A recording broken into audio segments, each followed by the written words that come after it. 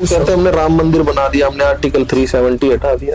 भैया उनसे पूछो ना इकोनॉमी का क्या हाल है, क्या हो गया ये रुपया की वैल्यू, डॉलर पर हम क्यों चल रहे हैं, डॉलर सर नहीं। हिंदू राष्ट्र को कैसे देखते हैं पंडित वीरेंद्र शास्त्री जी? आप तो जैसा किस्म का नाम लेते हो यार, ये चोर चुरकट उर्कुट है ये लोग। भारत संविधान से चलता है, भारत बाबा साहब अम्बेडकर।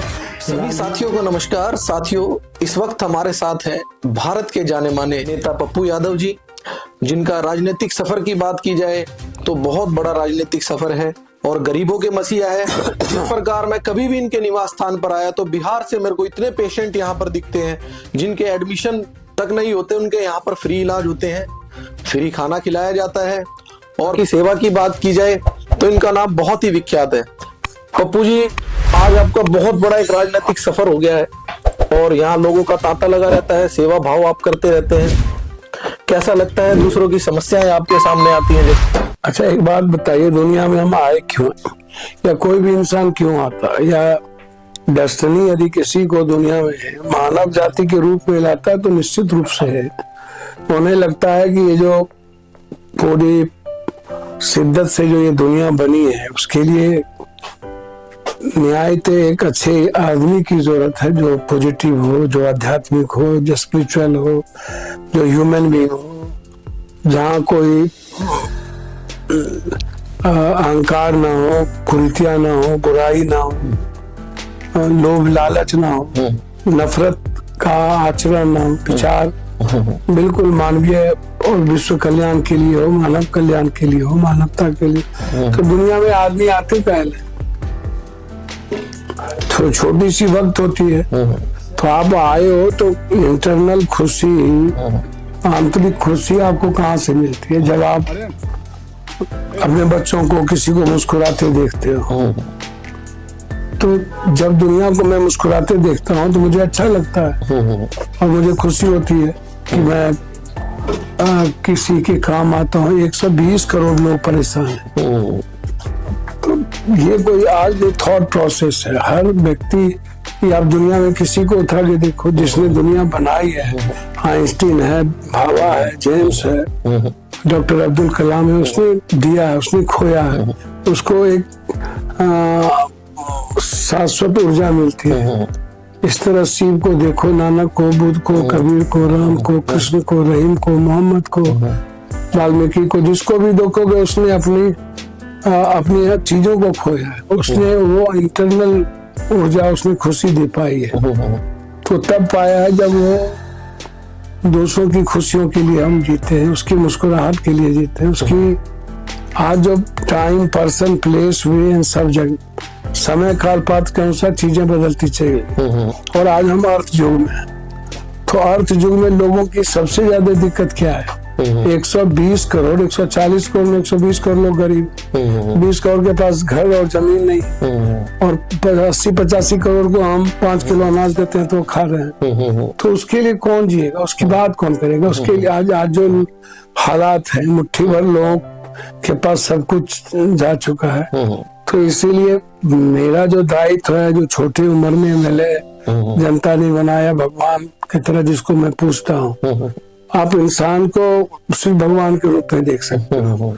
ना वो कोई जात है, ना धर्म, ना मजहब, ना कुछ भी नहीं। तो इसलिए पूरे भारत में जब भी किसी तरह की परिस्थितियां, संकट आती है, वहाँ कोशिश करता हूँ बेटे की तरह, परिवार की तरह जाके उसकी मदद हो। और यहाँ भी सेवा आश्रम, न्याय आश्रम शुरू दिन से, जब से मैं एमपी बना 91 से लेकर के आज तक 7 बार संसदीय जीवन एमएलए और 6 बार एमपी। एक बार इंडिपेंडेंट एमपी होना बहुत मुश्किल होता है, दोबारा तो कोई आज तक हुआ नहीं।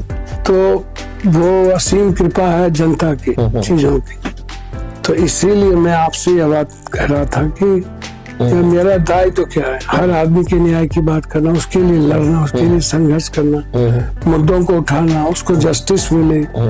आज सभी लोग मेडिकल सिस्टम से परेशान, एजुकेशन सिस्टम से परेशान, भ्रष्टाचार से परेशान, आधार कार्ड नहीं बनता, पैन कार्ड नहीं बनता, राशन कार्ड नहीं बनता, मोटेशन जमाबंदी में माफियाओं की भूमिका है, ब्लॉक के चक्कर लगाते रह जाओगे, CID, CLR, सरपंच सभी लोग लूट में लगे हैं।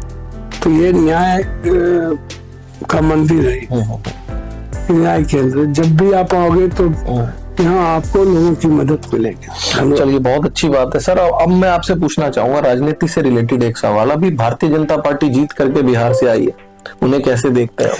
भैया, दुनिया को पता है भारतीय जनता पार्टी जीत ही नहीं सकती है। ये हमेशा दूसरों के कंधों पर बंदूक रखती है, हमेशा सारे सिस्टम को हाईजैक कर चुका है। इवन आरएसएस को ये गाली देता है, आरएसएस के भी ये नहीं है, और इनको सियासत के लिए कुछ भी करते हैं।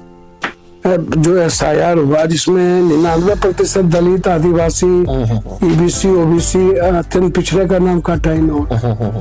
पहले आप उठा करके देखो, इसको जाति जनगणना से नफरत, आरक्षण से नफरत। आरक्षण की बात करोगे ये सुनने को तैयार नहीं है। राहुल गांधी कहते हैं कि हम 56, 57, 8.6 हम आरक्षण देंगे, ये उसको सुनने को तैयार नहीं। अब आरक्षण खत्म नहीं कर सकते थे तो इन्होंने नौकरी खत्म कर दी कि ना नौकरी रहेगी ना आरक्षण का डिमांड उठेगा, क्योंकि आरक्षण खत्म करने में इसको भोगना पड़ जाता। इनके साथ एक भी दलित, आदिवासी, BC नहीं रहते तो नौकरी खत्म कर दी और हम लोग चुपचाप बैठे हुए हैं। इसी तरह जब संविधान देखे खत्म नहीं कर रहे तो SIR ले आए ताकि दलित, आदिवासी का नाम खत्म करो। सर, देश में एक बड़ा तो ये खत्म करके, ये संविधान खत्म करके ये मुट्ठी भर लोगों को ये करना चाहते हैं, ये मनुवादी व्यवस्था लाना चाहते हैं, संविधान खत्म करना चाहते हैं। इस तरह आप दुनिया में जिस किसी चीजों को आप देखोगे तो आपको पता चलेगा कि ये कैसे कैसे चीजों को खत्म करना चाहते हैं।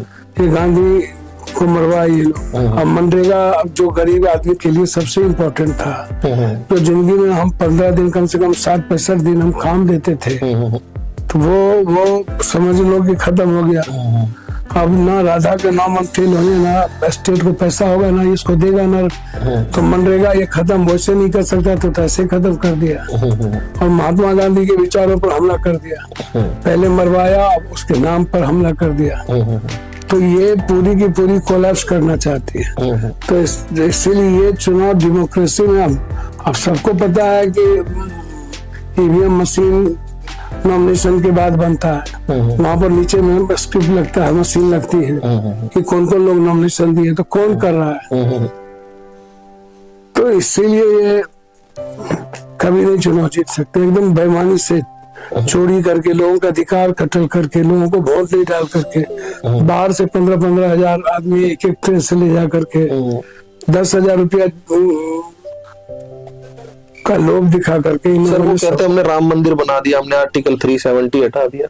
भैया उनसे पूछो ना इकोनॉमी का क्या हाल है, क्या हो गया ये रुपया की वैल्यू, डॉलर पर हम क्यों चल रहे हैं, डॉलर मेरी क्या हो गई, शेयर मार्केट का क्या है, ब्लैक मनी का क्या है, GST का क्या है, नोटबंदी के बाद क्या हस हुआ, कोरोना में मेरा क्या हस हुआ, हमारी महंगाई कितनी किस परसिपा पर है, मजदूरी का क्या स्थिति है, हमारा एजुकेशन सिस्टम क्या है, तो वो पूछो ना। सर हिंदू राष्ट्र को कैसे देखते हैं पंडित धीरेन्द्र शास्त्री जी? आप तो जैसा किस सब का नाम लेते हो यार, ये चोर चुरकट उर्कुट है ये लोग। भारत संविधान से चलता है, भारत बाबा साहब अम्बेडकर, गांधी, नेहरू, सुभाष चंद्र बोस, सरदार पटेल के सोचों से ये अलग अलग विचारधारा का कंट्री है, संस्कृति है, अलग अलग तहजीब है, अलग अलग हमारे आध्यात्मिकता वाले लोग, मानवतावाद वाले लोग हैं। इसलिए सबकी कल्पना छोड़ो, सनातन को मानने वाले हम लोग हैं और सनातन की बात करते हैं। ये अब हम आइंस्टीन बाबा जेम्स की बात नहीं कर रहे, हम सब ये चोर चुरकुट बाबा, टपोरी बाबा सब की बात कर रहे हैं। ये अभी एक तो बाबा नहीं देखे, चोरी इंदिरा का 350 करोड़ का शादी किया है वो, ये बाबा है ये लोग। अभी जो राजस्थान में शादी किया है चोर चुरकुट सब, ये कौन है, इसकी मार्केटिंग कौन कर रहा है? धीरेन्द्र का, ये बीजेपी, मोदी जी, इसकी कौन मार्केटिंग कर रहा है? चलिए सर, ये लोग दलित विरोधी। आज एक आखिरी सवाल है। आज बहुत ही ऐतिहासिक दिन है, आज क्रिसमस डे भी है और साहिबजादों ने अपने प्राण भी न्यौछावर किए देश के लिए। इस पर आप क्या संदेश देना चाहेंगे? भैया हमारे ही लोग तो मानवता के लिए देते हैं, देश के लिए नहीं देते, इंसानियत के लिए देते हैं। देश बाद में है, इंसानियत पहले है, आदमी पहले। आदमी को हटा दो तो देश का क्या मतलब, भगवान का क्या मतलब? तो पहले मानवता की बात करो ना, इंसान की बात करो ना, गरीब की बात करो ना, उसकी खुशियों की बात करो ना, उसके जीने की बात करो ना, उसकी इकोनॉमी की बात करो ना। इस कंट्री में हेल्थ और एजुकेशन जो लूट रहा है कॉमन आदमी को, तो पहले गरीबी की बात करो ना, किसानों की बात करो। अब संघर्ष छूट जाता है बेटी का बलात्कार करके। अभी एक बेटी का बलात्कार हुआ जिसमें भाजपा का जनरल सेक्रेटरी का नाम आ रहा है।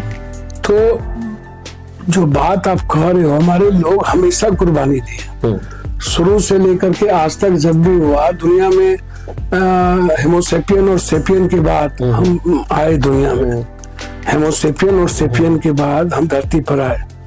तो हमारा सबसे पहला आराध्य गुरु सदाशिव है, कृष्ण है, वाल्मीकि है, सब लोग हैं, बुद्ध है, नानक है। सभी लोगों ने वसुधैव कुटुंब की बात की, सर्वधर्म संभाव का बात किया, सार्वभौमिकता की बात की है। हमारा देश वसुधैव से भरा हुआ है और हम दुनिया के लिए जाने जाते हैं। तो इसीलिए हम संविधान जो हमारा गाइडलाइंस है उस पर हम लोग चलते हैं और उसकी बात करेंगे। हम मनुवादी व्यवस्था को लाने नहीं देंगे। ये संविधान खत्म करके फिर से मनुस्मृति को पैदा करना चाहता है और इस कंट्री में जिसकी संख्या सबसे ज्यादा, उसकी भागीदारी, साझेदारी, उसको पीएम सीएम मिलना चाहिए, वो सवाल ना उठे और उसको मिटा दिया जाए, इसकी ही तैयारी है। बहुत बहुत धन्यवाद। नमस्कार।